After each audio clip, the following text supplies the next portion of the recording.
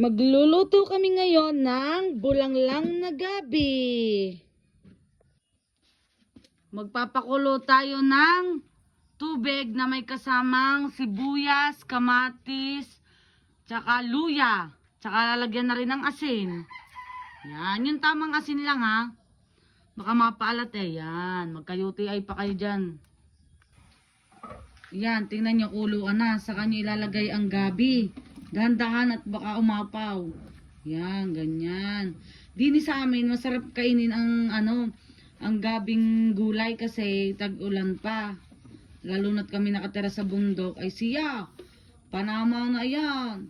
At may tuyo, matik na ang kain. O, diyan kami. Napakalingas ng kahoy dini sa amin. O, talo na rin shilling. Maya-maya riluto na. Tsaka yung laman ng gabi, ilalagay na rin. Pag sabay-sabay na ng iisang kuluan, pag kumulo yan, luto. Wow. Yan na yung ulam ko ngayon. Bulanglang na gabi. Naluto na po siya. With kape. And, sap-sap na inihaw. Ganyan lang ako konting kumain. Diet ang person. Oh, sarap. Yummy! Ang bako, ang sarap nito. Ang asim nito.